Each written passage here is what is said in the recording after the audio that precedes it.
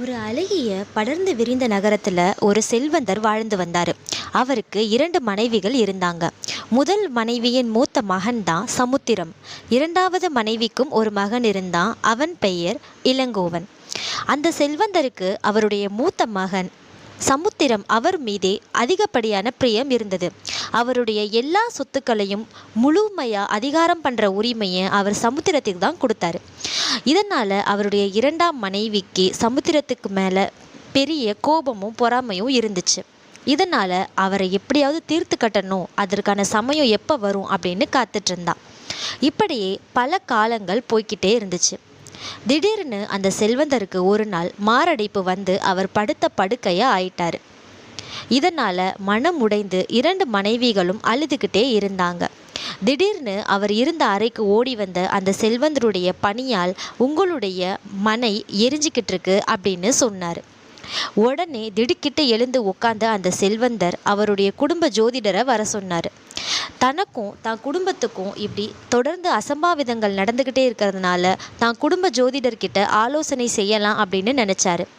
அவருடைய குடும்ப ஜோசியரும் அவர் வீட்டுக்கு வந்தார். குடும்ப ஜோசியர்கிட்ட அவளுடைய இரண்டாவது மனைவி இதுதான் சரியான சமயம் அப்படின்னு அவளுடைய கொஞ்சம் நகைகளை அந்த ஜோதிடர்கிட்ட கொடுத்து தான் சொல்லும்படி அந்த செல்வந்தர்கிட்ட சொல்ல சொன்னான். அந்த ஜோதிடரும் அந்த பணத்துக்கும் அந்த நகைக்கும் ஆசைப்பட்டு அந்த செல்வந்தர்கிட்ட, உங்களுடைய மூத்த மகனால் உங்கள் உயிருக்கும் உங்களுடைய சொத்துக்களுக்கும் பெரிய கண்டம் இருக்குது, அதனால் உங்கள் மூத்த மகன் சமுத்திரத்தை உயிரோட மண்ணில் தோண்டி புதைச்சிடுங்க அப்படின்னு சொன்னான்.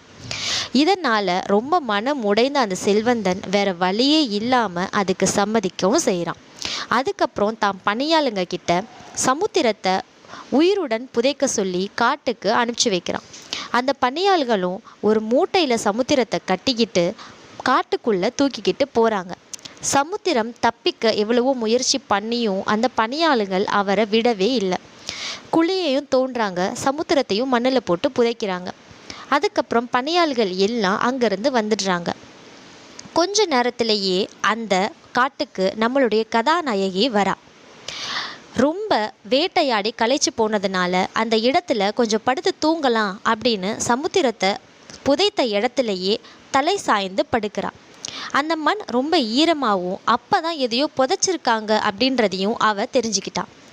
இந்த இடத்துல என்னமோ இப்போ தான் புதைச்சிட்டு போயிருக்காங்க, அது என்னன்னு தெரிஞ்சுக்கணும் அப்படின்ற ஆர்வத்தில் அவ மண்ணை நோண்ட ஆரம்பிக்கிறான். உள்ள சமுத்திரத்தை பார்த்த உடனே அவ திடுக்கிட்டு போகிறான். சமுத்திரத்தை காப்பாற்றி தன்னுடைய அரண்மனைக்கு அவள் அழைச்சிட்டு போகிறாள். சமுத்திரம் நடந்ததையெல்லாம் சொன்னான். இதனால் காதல் வயப்படுறா நம்மளுடைய கதாநாயகி. தன்னுடைய தந்தைக்கிட்டையும் சமுத்திரத்தை பற்றின எல்லா உண்மைகளையும் சொல்கிறா. ஆனால் தன்னுடைய காதலை சமுத்திரத்துக்கிட்ட சொல்லவே இல்லை. அதுக்கப்புறம் கொஞ்ச நாளில் தன்னுடைய தந்தை ஒரு நாட்டுக்கு படையெடுத்து போக போகிறதா சொன்னார். அது என்ன நாடுனா சமுத்திரத்தினுடைய தந்தை வாழ்கிற நாடு தான். அந்த நாட்டுக்கு படையெடுக்கும் பொழுது சமுத்திரத்தையும் கூட அழைச்சிட்டு போகிறதா அவளுடைய தந்தை சொன்னார்.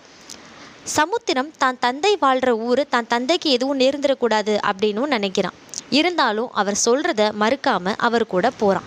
அதுக்கப்புறம் அந்த அரசன் அந்த நாட்டை போர்த்தெடுத்து வெற்றியும் அடைகிறான். அந்த நாட்டையும் கைப்பற்றான். தன்னுடைய மகளை அந்த சமுத்திரத்துக்கு கல்யாணம் பண்ணி அந்த ஜெயிச்ச நாட்டை சமுத்திரத்தை ஆள சொல்லி பரிசா அளிக்கிறான்.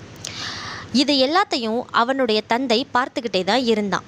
தான் பெரிய தப்பு பண்ணிட்டோம் அப்படின்னு ரொம்ப மனசுடைஞ்சு அழுதான். அப்போது அந்த இடத்துக்கு வந்த சமுத்திரம், நீங்கள் என்னை மண்ணில் தோண்டி புதைச்சதுனால உங்களுக்கு நல்ல காலம் வந்துச்சோ இல்லையோ, ஆனால் எனக்கு கண்டிப்பாக நல்ல காலம் வந்துருச்சு அப்படின்னு சொன்னான். இருந்தாலும் தான் தந்தை அந்த இடத்துல கஷ்டப்படுறத பார்க்க முடியாமல் தான் தந்தை செஞ்ச தப்பை மன்னிச்சு தான் தந்தையை ஏற்றுக்கிறான். ஜோதிடம் உண்மையோ பொய்யோ, ஆனால் எல்லா ஜோதிடர்களும் உண்மையானவங்க கிடையாது.